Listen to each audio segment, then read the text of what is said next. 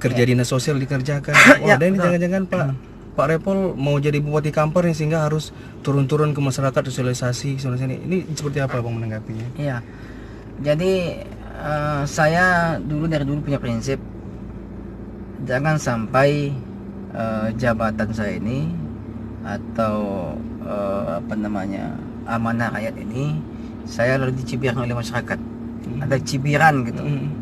Maka agar saya tak dicibir oleh masyarakat, tak menjalankan tupoksi, ya kan? Maka minimal agenda-agenda yang saya lakukan adalah menjawab pertanyaan masyarakat, menjalankan kewajiban, ya kan? Kewajiban kepada masyarakat, kewajiban kepada partai. Oke. Bahwa ini perintah partai. Saya ketika mengambil SK sebagai wakil ketua ini, saya diperintahkan oleh Pak Andi Rahman. Kata Pak Andi Rahman, Pol, mulai hari ini turun ke bawah, ayo gunakan waktu sepenuhnya untuk membantu masyarakat. Ini amanah Bang Andi Rahman ke saya, yang ketika saya ambil SK wajib saya tunaikan. Maka kehadiran saya adalah menjalankan kewajiban sebagai wakil rakyat, menjalankan kewajiban sebagai perpanjangan partai di tengah masyarakat, ya kan? Nah, kalau soal bicara masalah bupati, wakil bupati, soal yang lain-lain, itu di luar ranah saya. Saya tidak pernah berpikir ke sana, tidak ada pikir itu. Bukan mudah jadi bupati, ya kan? Bukan mudah jadi wakil bupati. Prinsipnya sama. Ini air mengalir saja, mengalir saja. Di mana airnya belok, kita belok, ya kan? Tak ada target-target yang penting gitu. Oke.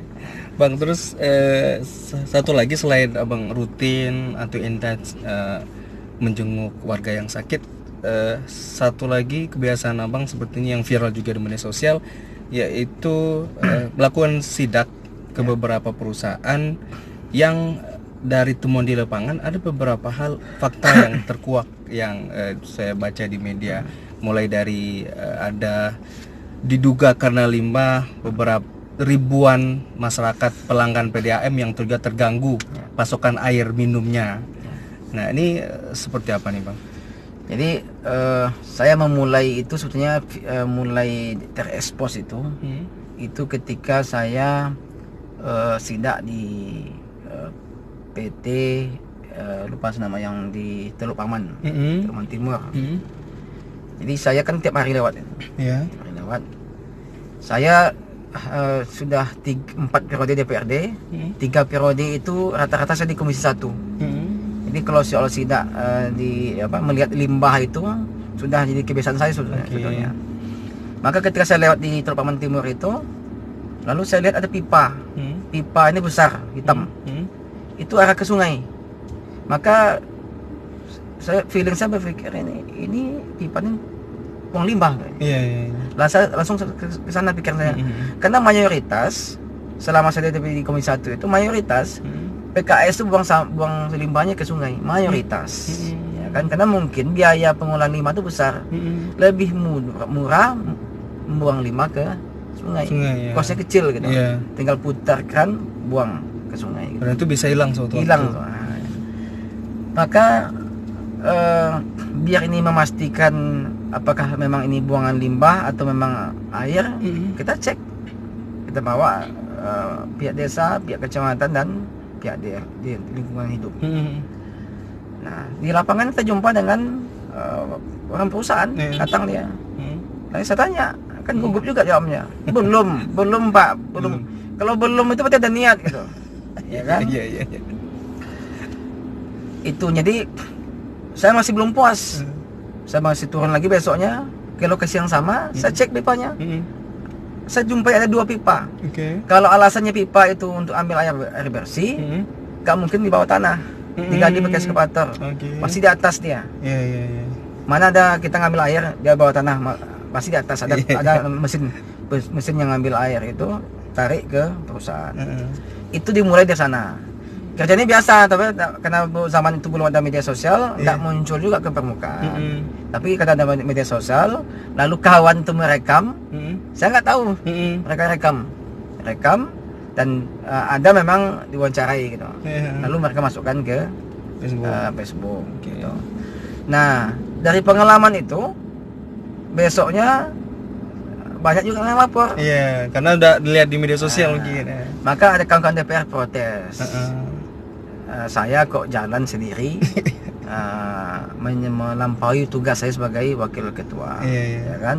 Seharusnya ini menjadi tupoksi komisi kelengkapan. Mm-mm. Kalau masalah izin dia komisi 3, kalau masalah limbah dia komisi 4. Saya berjalan tak membawa komisi. Iya. Ya kan?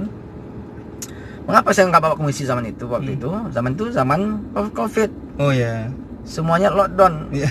Ya kan? Lockdown di rumah. Di rumah. Saya dapat laporan, nggak mungkin saya diam.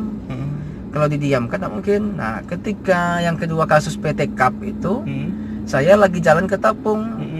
Nah, itu kita sidak pabrik ayam. Ya. Ayam. Pabrik ayam itu saya lewat di desa apa namanya? Di lokasi PT ayam itu. Saya telepon orang DPM PTSP. Oke. Itu ada PT ayam. Ada izin nggak? Belum ada izin, Bang. Ya kan? Tapi pas abang turun udah bangun nih. Saya lihat dari jalan gedung udah bangun semua. Wah, cantik kali gedungnya gitu. Tapi izin nggak punya, IMB-nya. Besok pagi saya telepon, saya besok ke kantor ke situ. Saya datanglah ke DPM PTSP. Saya minta datanya buka gitu. Maka belum punya izin IMB, tapi gedungnya sudah 75%. Ya kan? Kan lucu nih. Akhirnya saya ajak sidak. Saya ajak PUPR, saya ajak DPM PTSP, Satpol PP. Terus saya tanya dengan PUPR-nya, kalian ke lapangan sebelum mereka keluarkan rekomendasi IMB, kan mereka cek lapangan. Iya. Udah dikerjakan belum gedungnya? Sudah, Pak. Udah 65%. Lucu nggak? Iya. Kita mengeluarkan IMB, tapi gedung bangunannya sudah ada. 65%. Ya kan, berarti kesimpulannya apa? Bahwa rekomendasi PUPR itu hanya cap stempel saja. Iya. Ya kan? Mereka sudah dibangun baru keluar rekomendasi. Jadi rencananya izin keluar, bangunan pun udah jadi gitu. Jadi manfaatnya apa? Izinnya IMB-nya keluar walaupun pasca telah dibangun. Yang kedua ternyata ada PAD 600 juta. Dari IMB itu masuk ke kas daerah. Yang selamanya kan agak mereka ya biasa lah, saya nggak tahu ada main di mereka, ya kan. Nah, tapi kita dibuka ke publik, akhirnya terpaksa bayar 600 juta lebih gitu. Nah, ketika kami turun sidak ke situ, dalam perjalanan kami ditelepon ada limbah, ada sungai yang tercemar limbah. Kami langsung respon, saya ajak camat langsung ke lokasi. Sama juga kasus dengan PT yang PTP 5 itu. Teleponnya nggak via telepon. Nah, makanya ketika ada protes kawan DPR, kok bisa gitu? Saya bilang ke pimpinan-pimpinan yang lain tuh, pimpinan yang 3 lagi, saya bilang, saya orangnya memang responsif, reaksioner gitu. Saya nggak mau mendiamkan ketika ada telepon datang. Nggak butuh surat saya. Ketika ada telepon, kita langsung ambil sikap. Nah, maka saya nggak bisa menunggu. Nah, kalau ada kawan-kawan yang mengatakan harusnya libatkan alat kelengkapan, silakan pasca saya kan saya bisa sampaikan. Nggak mungkin hari ini ada limbah tercemar, sungai tercemar oleh limbah, lalu kita masukkan surat oleh kepala desa, lalu kasih disposisi oleh ketua DPRD, masuk ke komisi, itu bisa 4-5 hari limbahnya udah habis. Nah, maka saya sampaikan dengan alat kelengkapan PT Cup, ini catatan saya. Tolong cek. Satu, soal limbah. Mereka belum punya izin limbah. Tolong komisi 3 kalau memang kalian fokus di limbah. Yang kedua yang saya tengok di lapangan, PT Cup itu membangun kolam limbahnya di bibir sungai, nggak boleh. Harus 50 meter dari bibir sungai. Oke. Ya kan? Saya sampaikan, tolong pindahkan. Kalau kalian mau izin, saya sampaikan DLH juga. Izin kalau boleh kalian keluarkan izin rekomendasi izin limbah, tapi jangan di sini kolamnya, geser. Jangan di bibir sungai. Kan pasti ada rembesan. Temuan saya pasti ada rembesan dan tak boleh, harus 50 meter dari bibir sungai. Bibir sungai kecil ya. Kalau sungai besar 100 meter. Ini temuan saya. Lalu PT Ayam juga seperti itu. Saya sampaikan, tolong ini ini limbahnya belum jelas nih ayam nih, baru bicara IMB. Terakhir kan saya lewat ada sedang dibangun pabrik maggot namanya. Izin belum punya sama sekali, belum mulai proses izin, rekomendasi saja belum punya, tapi mereka udah bangun. Besi udah masuk, bata udah masuk, sungainya sudah dibuat apa namanya di damnya mereka apa. Itu di daerah mana tuh, Bang? Di Tapung Sungai Putih. Okay. Akhirnya saya pas sidak yang kedua ke PT Kap, kami mampir di situ. Kita sampaikan kepada hentikan ini. Pertama, kelemahannya membangun di tengah sungai. Nah kan karena Kampar luas, mungkin Pemda Kampar agak kurang lambat lah merespon isu-isu seperti itu. Artinya apa? Dari pengalaman saya itu, saya ke lapangan itu adalah telepon dari masyarakat. Kita respon langsung. Atau temuan kita yang kita respon langsung. Tidak sengaja juga. Ya. Gitu ya. Silakan komisi kelengkapan melaksanakan pasca itu. Ya kan? Jalankan. Ini saya buka pintunya. Saya anggaplah saya pembuka pintu nih. Ya kan? PT Kap sampai hari ini gak jelas nih.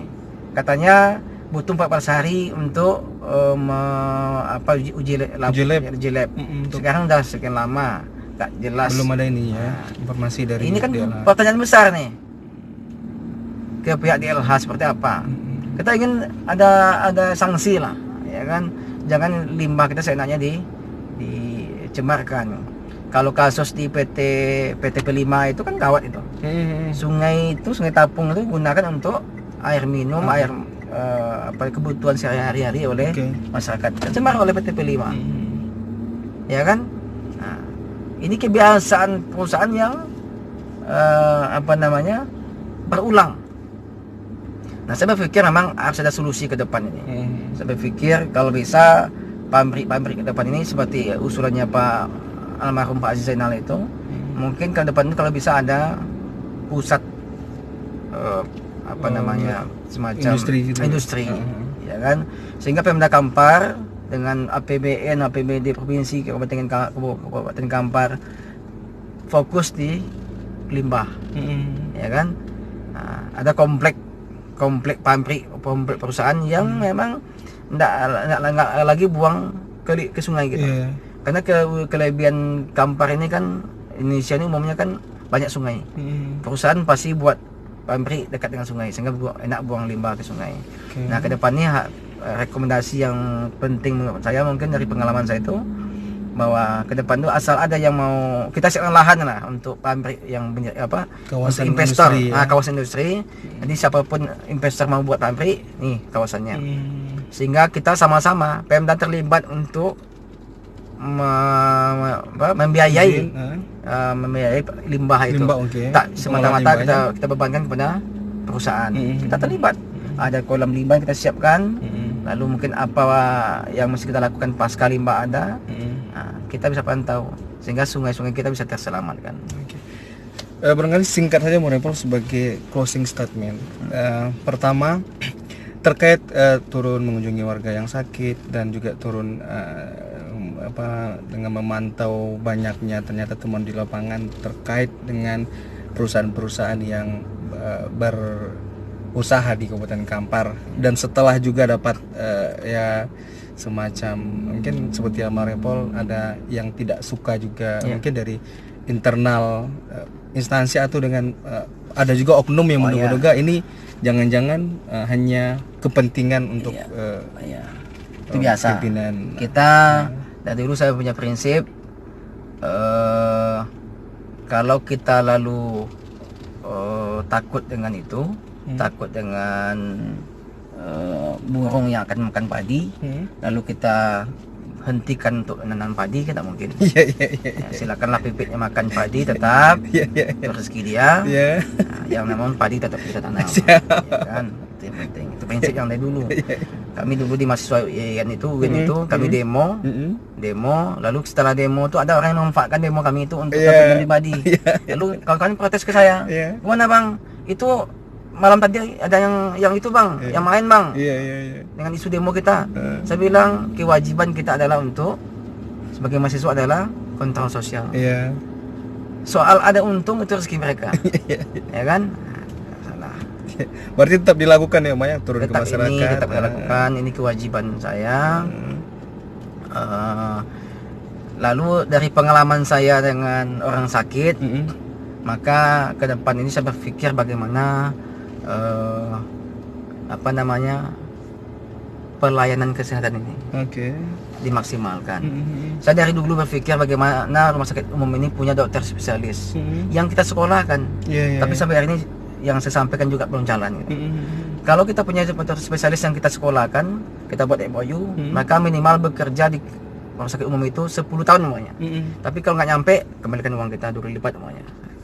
Maka siapa pun sakit, siapa pun sakit, lalu kita tempatnya kita buat tinggal di rumah sakit. Di 24 jam mereka standby dokternya. Ya kan? Siapa pun sakit terlayani. Itu soal pelayanan kesehatan. Lalu bagi yang dari pengalaman juga, ada yang sakit yang sehat tapi tua. Oh ya, jompo. Ini Kampar saya pikir nanti ke depan harus punya rumah panti jompo. Kampar belum punya panti jompo. Maka selamanya asal yang kita jumpai tinggal di sebatang kara, tapi kondisinya sehat, tak bisa makan, butuh uluran tangan tetangga. Ini kita mesti punya panti jompo. Itu yang untuk sehat. Kalau untuk sakit ya kita harus fasilitasi semua. Saya berpikir ke depan itu semua petugas medis harus tahu kondisi masyarakatnya. Maka harus ada sinergi, harus ada komunikasi antara perangkat desa dengan perangkat kesehatan. Ya kan? Dari mulai tingkat desa gitu. Tingkat desa. Di desa ada bidan desa. Ya. Jadi semua yang sakit kita fasilitasi. Ya kayak saya lah, sakit situ kita jenguk. Besok nggak lagi saya yang jenguk, tapi perangkat petugas kesehatan. Ya kan? Asal ada yang sakit, laporan masuk, angkat, bawa. Tanpa ada bilang biaya dari mana biayanya. Pemda bertanggung jawab untuk biayanya. Ya kan? Full. Bisa kita kerjasamakan dengan asuransi atau BPJS ini full. Nah, sekarang kan ada BPJS APBD yang nanggung biayanya, tapi ini belum tersosialisasi. Tapi yang kedua, kalaupun tersosialisasi mereka susah ngurusnya. Besok kita jemput bola. Kalau dia belum punya KTP, belum punya kartu keluarga, kita fasilitasi jemput bola. Kita ini kepelayan nih. Jadi persepsi kita sebagai birokrasi ini, orang yang di birokrasi ini harus berpikir kita ini pelayan masyarakat, bukan dilayani gitu. Tapi kalau kita berpikir sebagai pelayan masyarakat, apapun persoalan di bawah kita layani sepenuh hati. Itu nanti ke depan yang menurut saya catatan penting yang saya jumpai di bawah, bahwa ada masyarakat yang sakit tapi mereka bingung soal birokrasinya. Kita bantu, full bantu. Ada sinergi antara aparat desa dengan perangkat kesehatan di puskesmas, puskesmas dengan rumah sakit, ya kan? Nah, rumah sakit kita siapkan SDM-nya yang unggul, ya kan?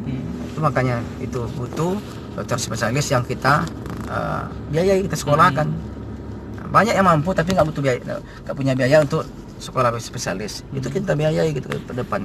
Itu saya berpikir dari pengalaman saya soal tadi orang sakit, orang sehat yang jompo, lalu soal limbah yang juga seperti itu. Ada mungkin yang tadi? Kawasan industri Kampar yang dulu pernah sempat sudah juga bagus manfaat di situ. Jadi pabrik yang sudah ada bisa dipindahkan, atau pabrik yang akan bekerja, pabrik akan mulai investasinya, ditentukan kawasannya. Kita fasilitasi jalannya. Maka mulai jalan sampai ke limbahnya kita ikut terlibat membantu memfasilitasi mengaturnya. Itu catatan penting mungkin dari pengalaman saya hampir 15 tahun lah, 16 tahun di DPRD ini. Dan terakhir yang memang terekspos itu mungkin 4 bulan belakangan. Iya. Oke, terima kasih Bang Repol, Wakil Ketua DPRD Kabupaten Kampar, atas waktunya pada sore hari ini. Dan mudah-mudahan apa yang Bang Repol cita-citakan terwujud. Harapan-harapan yang tadi seperti ada panti jompo untuk di Kabupaten Kampar, termasuk kawasan industri Kampar itu sendiri. Dan semoga abang juga diberi kesehatan karena luar biasa nampaknya aktivitasnya tiap hari betul-betul full dari ini, belum lagi yang telepon di perjalanan minta dikunjungin. Terus dan mudah-mudahan juga barangkali kalau saya pribadi menanggapi orang-orang yang nyinyir dengan aktivitas Bang Repol yang terlalu padat. Pertama mungkin kata orang iri itu tanda tak mampu ya. Itu satu kalau menurut saya pribadi. Yang kedua barangkali dia lagi sakit juga, terus butuh di jenguk juga, tapi mau minta ke Bang Repol sungkan mungkin. Ya, ada yang saya lupa satu. Ada dampaknya memang karena saya beberapa kali dihantam di media sosial, bukan di DPRD. Oke. DPRD loyo, DPRD diam. Tak ada ini. Padahal kita bekerja tapi tak terekspos. Ini juga penting ekspos, ya kan. Lalu yang kedua, apa namanya? Aktivitas kami ini bukan di setting, bukan direncanakan. Oke. Tak direncanakan. Dadakan gitu. Dadakan. Semuanya mayoritas 70-80% itu dadakan. Jadi kami mau ke Tapung Hilir nih. Ya kan, agenda resmi DPRD. Oke. Dalam perjalanannya ada yang WA, ada yang di Messenger juga ada yang inbox kita. Ada juga ke teman sebelah, ke Pak Agus itu minta juga, Pak, kapan kami dikunjungi? Kapan ke kampung kami? Maka kami sempatkan, kita agendakan. Oke, jadi Ya kan? agendanya itu di perjalanan gitu ya? Dan kita nggak janji kan, mayoritas, sekali lagi mayoritas itu tak disampaikan ke yang bersangkutan. Oke, walaupun ada permintaan nih. Ada nih, tapi nggak makanya sampaikan. contoh, kami jalan ke 5 desa, ya kan? Dalam perjalanannya ada yang WA, kapan kami ketua tulis nih undang kita. Nanti kita datang tanpa kita kasih tahu. Karena kalau kita kasih tahu takutnya ingkar janji gitu. Oke. Ya besok kami hari Senin tanggal jam sekian datang. Tapi nggak terrealisasi. Makanya kita nggak kasih tahu harinya, nggak kasih tahu jamnya. Maka juga banyak juga yang kita telepon, mana lagi di Bangkidang, berarti kita gagal singgah. Tapi kalau dia tempat di pas di rumah Pak, pasti kita oke, iyalah. Kita bilang kita tahu kalau mau ke situ. Di rumah Pak, katanya. Oke, iyalah, mudah-mudahan sehat, kan. Lalu tap setengah jam sampai nongol. Iya. Gitu. Khawatirnya itu karena kalau dijanjikan kita nanti dianggap, atau ada kekhawatiran ini juga Bang, disambut, maksudnya itu juga jadi saya tak hobi disambut gitu. Saya tak hobi sambut karena kalau disambut itu merepotkan. Mungkin saya hadir, mereka terpaksa beli gula, mereka terpaksa beli nasi atau beli sate gitu kan. Saya tak hobi. Biarlah kita yang bawa. Makanya waktu bulan puasa itu saya sampaikan sama kawan-kawan itu, jangan kasih tahu kita mau buka puasa di situ. Oke. Kita beli nasi bungkus, kita makan sama-sama. Jadi ada contohnya, ini jam kita ada janji nih. Kita ada janji nih di ada permintaan. Di desa itu. Oke, kalau gitu kita buka puasa di situ. Nanti dalam perjalanannya ya kita hitung. Rumah kita ada 4 nih.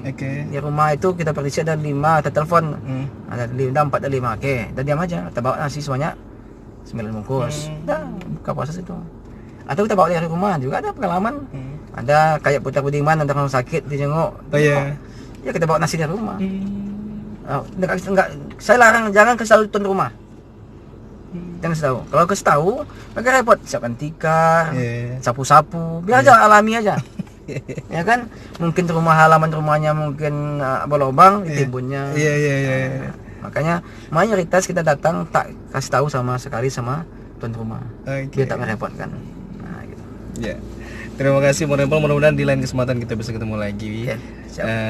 Dan akhir kata saya Riam Rizal dan Bang Repol juga pamit.